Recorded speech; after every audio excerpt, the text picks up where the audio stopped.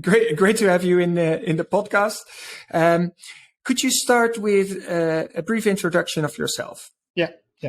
So I'm Jos Vast. I'm from Bakery Academy. I started Bakery Academy in 2009 when I saw there was a huge amount of knowledge leaving the industry, and I wanted to gain more insight on that experience and combine that with some scientific backgrounds.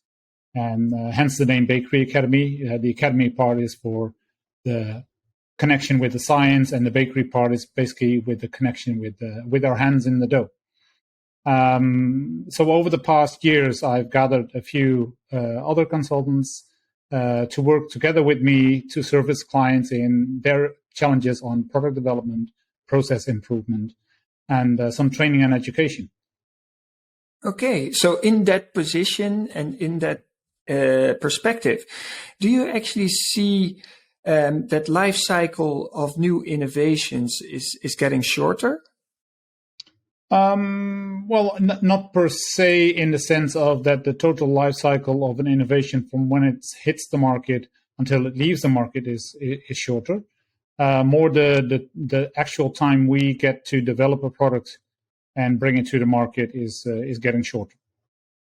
Okay, so you mean the go-to-market period? Yeah. So there is actually much more pressure on industry to bring products quicker to market, with the risk, of course, that when the product is not that good, it will also leave quicker the market. So potentially the life cycle, the lifespan of a new product could be shorter indeed. Okay. Hey, and what are typical challenges when people start to innovate that you encounter in your daily work? Yeah, so it depends. So if you have more of a startup type of enterprise, you're looking more towards upcycled ingredients, sustainability, potentially vegan or gluten-free or keto-friendly, more in that type of direction. If it's more a sustainable industry, you're looking much more towards shelf life optimization. So either it is longer or the same shelf life with lesser ingredients, or less E numbers in there. So more cleaning up the label. Probably it's not completely cleaned up, but it's slightly more friendly. And we see a huge request at the moment towards crackers. So there's much more going on in cracker, potentially because it's slightly more tasteful and having less calories than a normal biscuit or cookie would have. Okay, and those are actually more the overarching themes that you see, or because in terms of innovation, you're saying you're working with startups, but you're also working with more remunerated businesses. If you could balance that, how much of that is startups? How much of that is existing business? Well, I would say the existing industry amongst our clients at this moment is somewhere around 70-80%. And of course, it depends on the type of project we have at hand. If it's more focused on improvement, or it's more focused on development. Okay. Hey, and can you give us an example of one of your recent exciting new innovations? Oh, yeah. So I would say there are a few that might be very interesting. So we're actually working now with a startup who is trying to bring sustainable gluten-free products to the market as some kind of bread roll, flatbread type of product, which should still have about 3 to 7 days shelf life out of the refrigerator, which is quite significant because the water activity in most gluten-free products are very high, and especially if you don't want to use any preservatives or other additives to it, it can be a quite challenging product to still have then also a reasonable tasting product.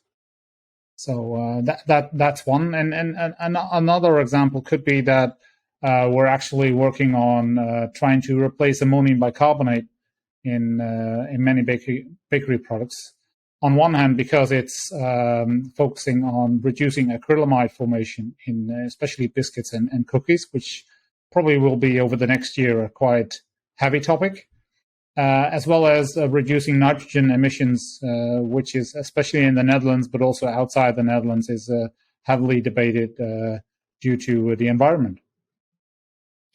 Sounds pretty exciting projects. And so, how does that that work in when you develop a product like that and your search for ingredients? You must be on top of all the ingredients that are available. Yeah, I wouldn't say all the ingredients, but of course we try to keep up as much as possible, and we try to find also the common ground. So we're also looking at what would be the technical opportunity for this product compared to another product, and how can we apply that if it's, for example, used now in the meat industry.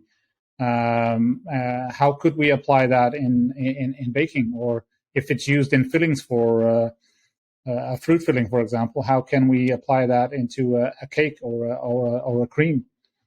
So it's looking at functionality across different processes and products. If there's one advice you could give the people, what would that be? Focus on functionality you're aiming for, and not adding just ingredients because people say you should add them. Just first define what functionality I need in my product, and then search for what could fulfill that need. And perhaps you can find some unthought of benefits.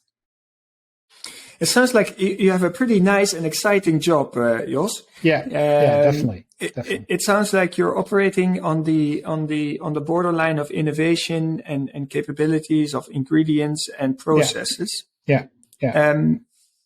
If I can reflect on what we on the Want to Taste platform see is we see actually that there is increasing interest in getting samples and testing a lot. So we see that the basket size of testing ingredients is increasing over the time. We also see, and I think that is pretty similar as you saw in the overarching themes, is the health and sustainable products. So clean label is something that comes back a lot of time in requests from our customers as well. So I think in a sense it's great to hear your opinion and to get your insights, and we look forward to working together even more in the future. Great. Thank you. Thanks.